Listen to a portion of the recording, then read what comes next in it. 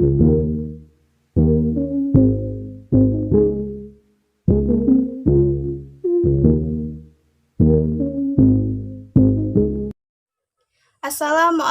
warahmatullahi wabarakatuh. Perkenalkan, nama saya Farah Nadia. Saya dari kelompok 12 bersama teman saya Arya Alfarizi. Dalam video kali ini kami akan menjelaskan tentang studi persaudaraan dalam Islam. Yang pertama, saya akan menjelaskan dulu tentang A. Pengertian persaudaraan dalam Islam. Sebelum mengetahui lebih jauh tentang persaudaraan dalam Islam, perlu diketahui terlebih dahulu arti persaudaraan itu sendiri dari berbagai sisi. Dari segi bahasa, dalam bahasa Arab, persaudaraan atau ukhuwah berasal dari kata akhun yang berarti sahabat atau teman, saudara, dan sebagainya. Secara etimologi diambil dari kata akha yang menghasilkan beberapa kata seperti alaq, aku, yang mempunyai arti memberi perhatian. Akhirnya arti kata itu terus berkembang menjadi sahabat, teman. Adapun dari segi istilah, persaudaraan diartikan sebagai perasaan kasih sayang, tolong-menolong, bantu-membantu, menyayangi antara umat Islam tanpa terkecuali.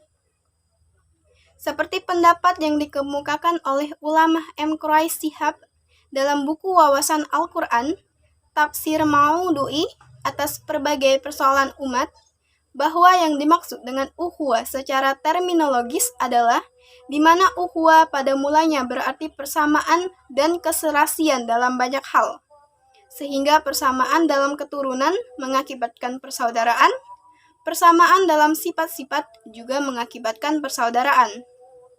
Maka dapat disimpulkan bahwa yang dimaksud dengan pengertian ukhuwah secara umum adalah sebagai setiap persamaan dan keserasian dengan pihak lain, baik persamaan keturunan dari segi ibu, bapak, atau keduanya, maupun dari persusuan, juga mencakup persamaan salah satu dari unsur seperti suku, agama, profesi, dan perasaan.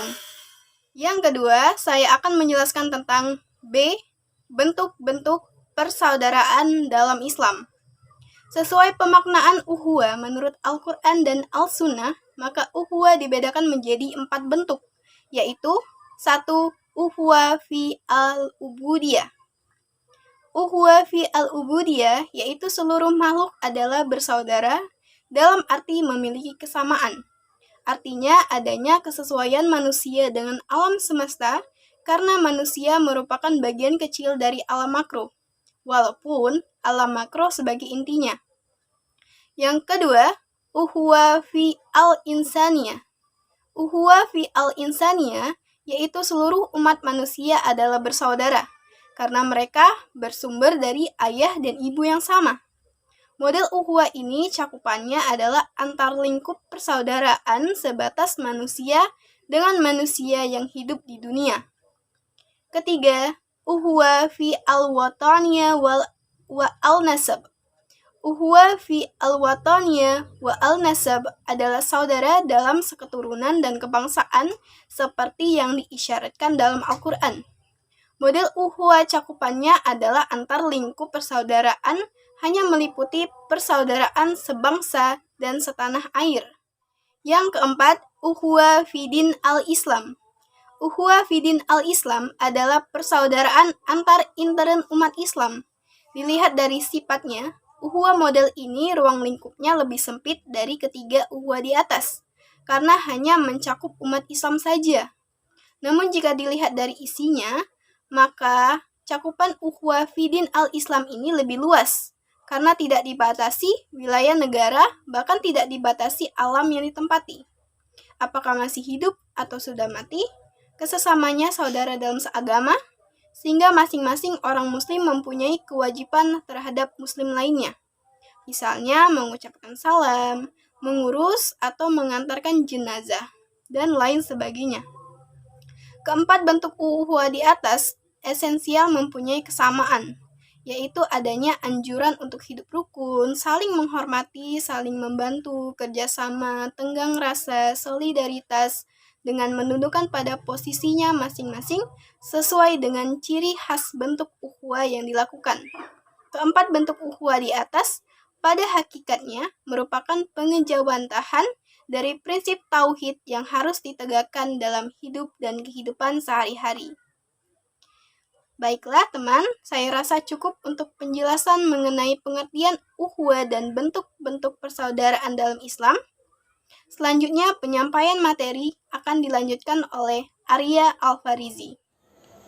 Baiklah, perkenalkan nama saya Arya Alfarizi dari kelas PBIB dengan nomor NIM 2120205046. Baiklah, saya akan melanjutkan materi yang telah disampaikan oleh saudari Farah Nadia. C. Asas-asas persaudaraan ukhuwah dalam Islam. Hubungan persaudaraan tidak hanya terjalin oleh keimanan, tetapi dibuat seakan-akan terikat dalam persaudaraan keturunan. Karena dalam menjalin hubungan yang harmonis bagi sesama muslim menjadi kewajiban bagi tiap-tiap muslim itu sendiri. Untuk menjalin persaudaraan yang baik, diperlukan tiang penyangga agar ukhuwah bisa tetap berdiri kokoh, terutama di kalangan umat muslim. Ada 4 asas ukhuwah Islamiyah yang diajarkan di dalam Islam, yaitu yang pertama, ta'aruf. Asas ini mengandung makna saling mengenal, namun tidak hanya terbatas pada hal yang bersifat fisik atau identitas ringkas. Kedua, tafahum. Artinya saling memahami kelebihan dan kekurangan ataupun kekuatan dan kelemahan masing-masing. Ketiga, ta'awun. Asas ta'awun berarti saling tolong-menolong. Konsepnya bisa berupa yang kuat menolong yang lemah atau yang dirasa mampu agar menolong yang kekurangan.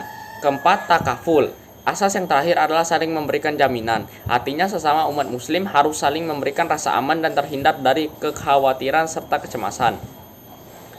D. Prinsip persaudaraan atau ukhuwah dalam Islam. Berbicara tentang prinsip ukhuwah dalam Islam dapat diklasifikasikan menjadi 3 bagian, yaitu yang pertama, prinsip ukhuwah fi din al-Islam.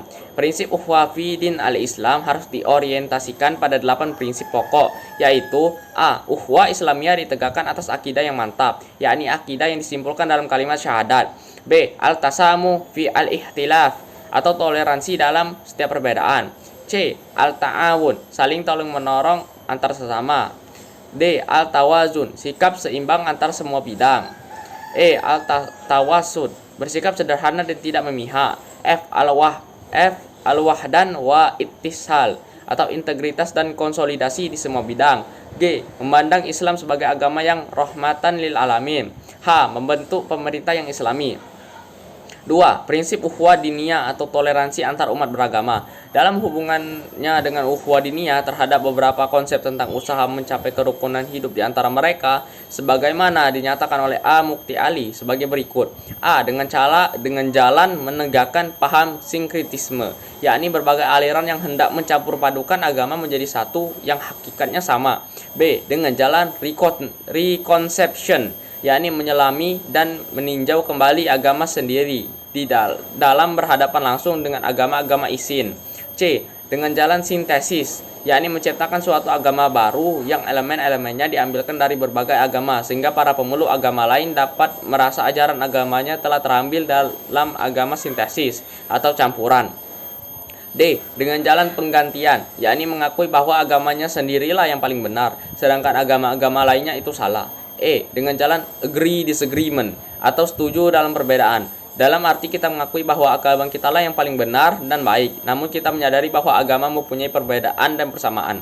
Yang terakhir, prinsip ukhuwah alamiah. Prinsip ukhuwah dalam bentuk ini adalah A. Memahami hukum malam dan menundukkan sebagaimana mestinya. B. Alam hanya milik Allah. Terdapat dalam Quran surat Al-Maidah ayat ke-20. Manusia hanya diberi hak untuk menguasai sementara waktu. Terdapat dalam Quran surat Al-Hadid ayat 7. C. Alam berevolusi menuju kesempurnaan. Terdapat dalam Quran surat Al-A'la ayat 2. Karenanya manusia harus menjaga evolusi itu dengan cara tidak merusaknya. Terdapat pada Quran surat Ar-Rum ayat 41. D. Alam berkembang menurut hukum kausalitas atau sebab akibat dan selalu tunduk kepada hukum Allah. Terdapat dalam Quran surat Fusilat ayat 11. E. Alam merupakan sumber ilmu pengetahuan dan karya Allah yang tidak tertulis. Terdapat dalam Quran surat Al-Imran ayat 190 sampai 191. Baiklah, itulah dia materi yang telah saya sampaikan. Jikalau ada kesalahan dalam penyampaian materi kami minta maaf. Kepada Allah kami mohon ampun. Wabillahi taufiq wal hidayah. Wassalamualaikum warahmatullahi wabarakatuh.